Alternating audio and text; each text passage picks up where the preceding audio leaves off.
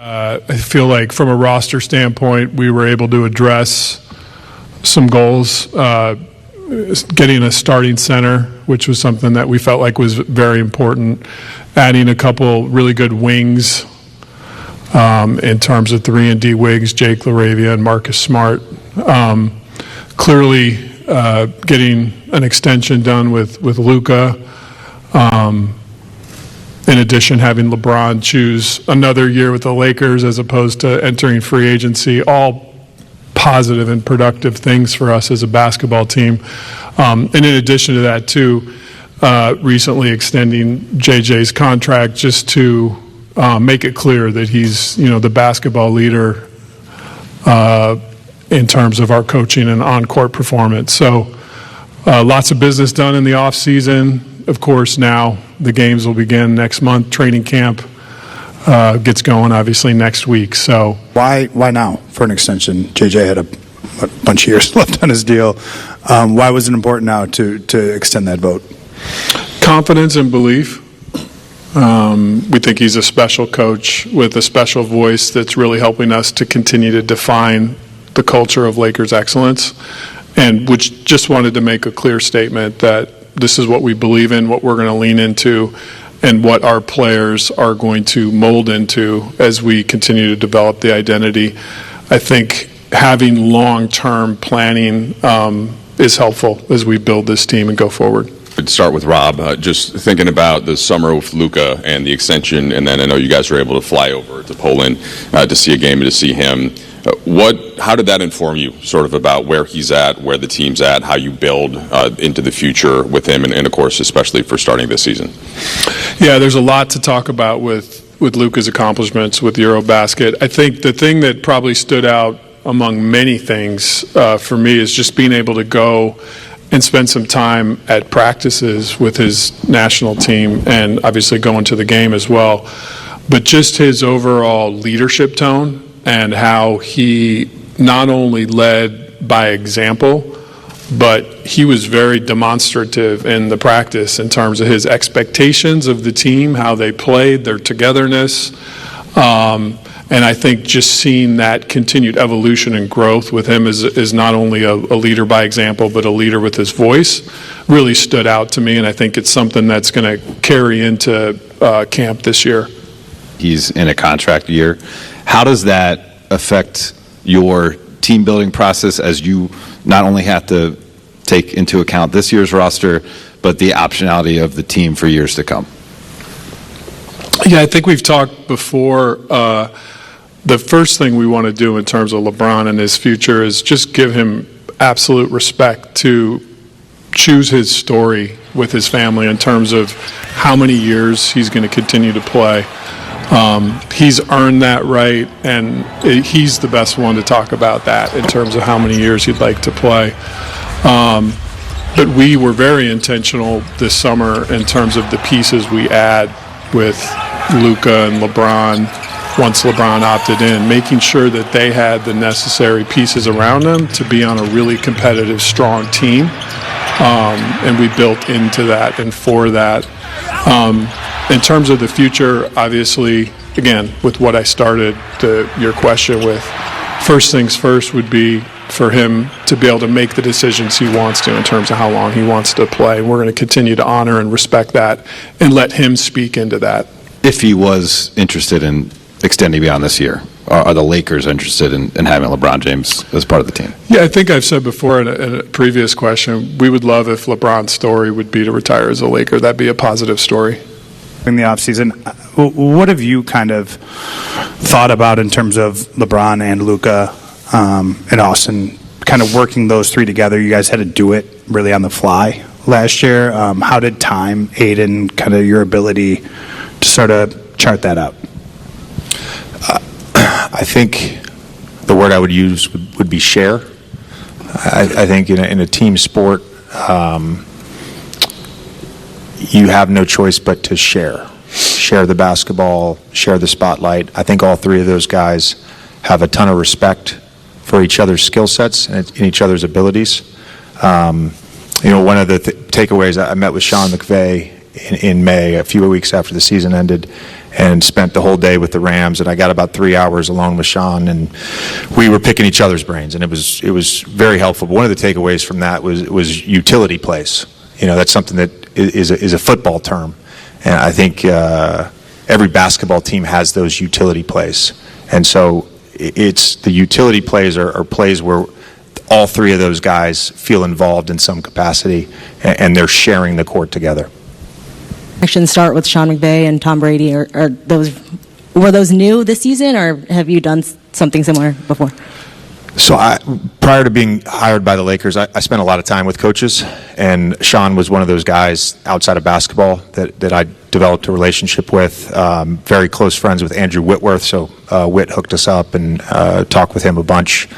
We wanted to get together prior to last season, but moving and getting the kids in school, it was just we didn't find a day. So feel lucky I got to do that with him. Jay, for you, going into training camp last year, you had determined and revealed the starting lineup going into the season. I was wondering if you'd made the same determination this season or going to this season, and if so, if you'd be willing to share it. I haven't spent that. It's not that important to me. I haven't spent a ton of time thinking about it. We certainly have a number of players. We call it 7 or 8 that are starter level players in the NBA. I do know this. I did say that last year.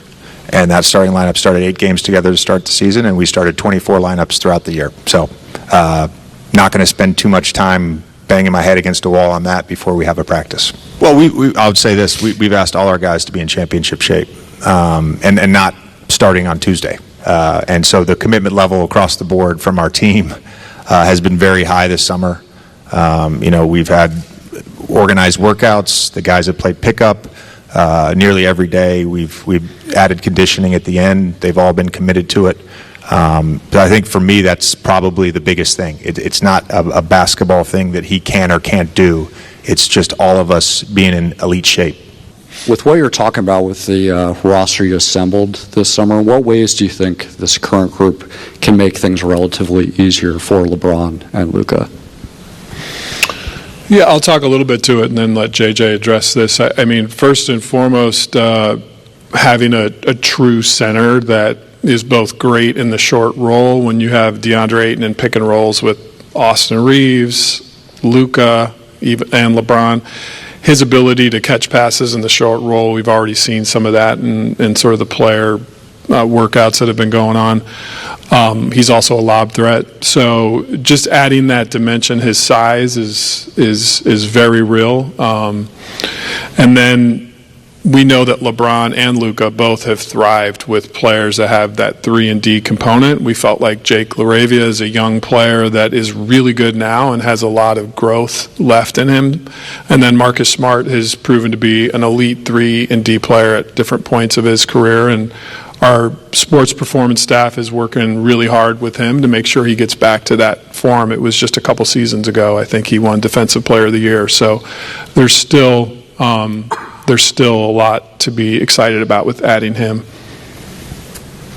I mean, Rob covered most of it there. I think just touching for me a little bit on Jake, who didn't have his option picked up as a rookie for his 4th year. So probably unexpected that he ends up being a free agent this time a year or two ago. And so to get a young player in free agency for a team that is trying to win a championship, it's an incredible opportunity for myself and our player development department to have him continue to grow. I'm very high on him. His level of commitment to what we've asked of the guys this offseason has been very high.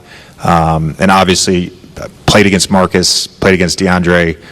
Marcus and I had many battles, 13 stitches over my left eye one time.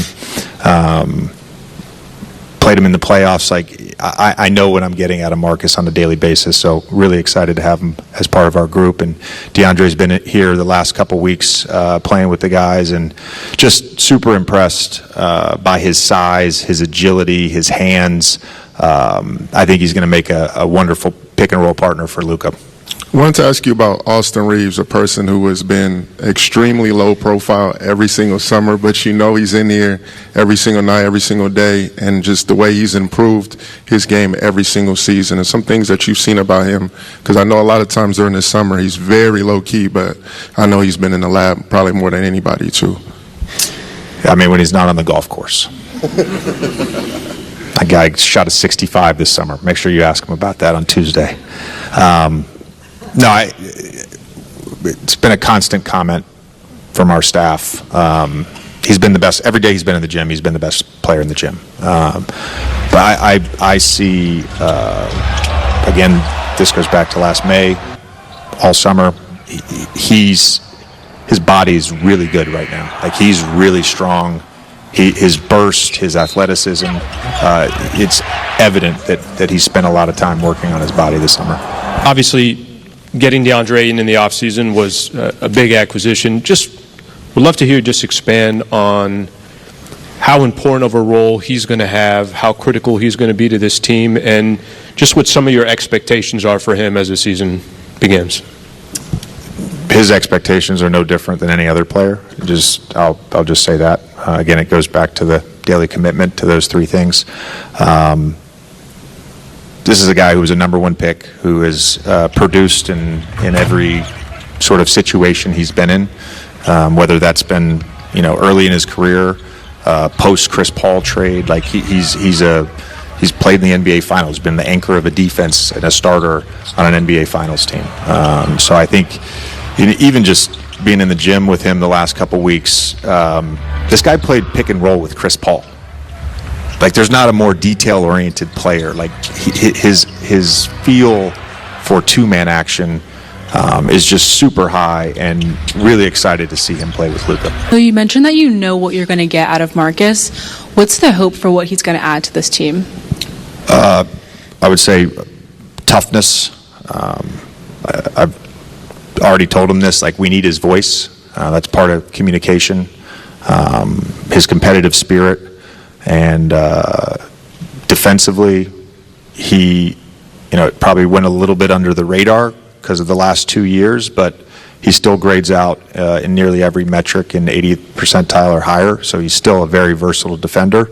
And to me, he's always been a little bit of an underrated playmaker. I think with, Austin and Luka, those guys are obviously going to be primary ball handlers for us, but Marcus can be that secondary ball handler. Do you see anything different from Rui compared to last season? I would describe Rui as a joy to be around every day, and that joy is almost always there.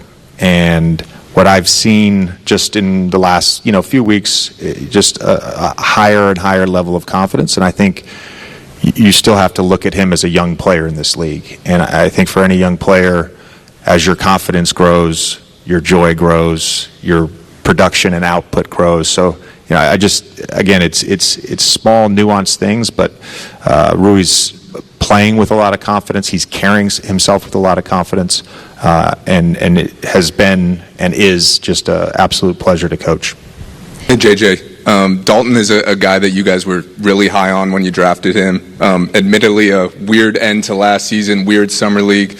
What have your conversations been like with him this offseason, or what have you seen from him in the gym that makes you confident that he could get back to the guy he was at the beginning of last season? Dalton's in a really good spot right now. I've had a number of conversations with him throughout the summer. They've all been very positive. I really believe this. The guy did too much after the season, and I think in summer league he was burnt out. He was coming in here at 5 a.m., getting shots up, then doing 2 workouts with our summer league staff and in the weight room. We had our last conditioning run of the preseason today, and he beat everybody by a long way. He's in phenomenal shape. He's in a great spot mentally. He's played well throughout September. And then, big picture, JJ, you mentioned Mark Walter's name. We haven't really talked about that yet. It's a pretty big thing that happened in this organization this summer. How has that affected day to day for you guys? I know the sale is not closed yet, but just curiously, how has that affected kind of the way that you guys have done your jobs here since that happened in June or whenever? Mark's an incredibly exciting leader, and as you said, the transaction's still in process. But one thing that's clear about Mark is he has a strong level of belief in the operations of this place, and led by Jeannie Buss, and part of our future will be continue to be led by her with the day-to-day operations. But Mark is just an incredible resource and visionary, and I don't see there being big changes.